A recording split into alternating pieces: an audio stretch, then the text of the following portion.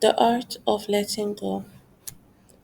As she sat in her small, cluttered apartment, surrounded by half finished canvases and paint stained easels, Amara felt the weight of her own expectation bearing down on her.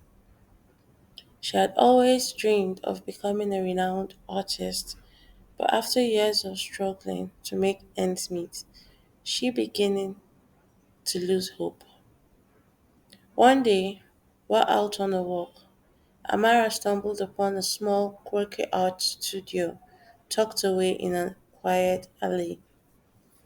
The studio was run by an elderly woman named Mrs. Jenkins, who welcomed Amara with open arms and a warm smile. As Amara began to visit the studio regularly, she found herself drawn to Mrs. Jenkins' unconventional approach to art. The older woman didn't care about technique or perfection. She simply created from her heart, allowing her emotions to guide her brushstrokes.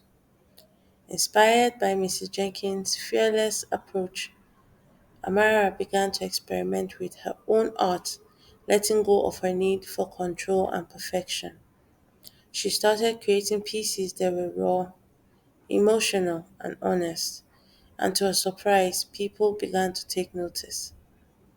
As Amara's art gained recognition, she realized that her true inspiration had not been the accolades or the fame, but the love and support of Mrs. Jenkins, who had seen something in her that she hadn't seen in herself. The story spread like wildfire, and soon Amara's art was being showcased in galleries and exhibitions around the world. But more importantly, she had discovered a sense of purpose and belonging thanks to the unlikely friendship she had formed with Mrs. Jenkins. Thank you for listening.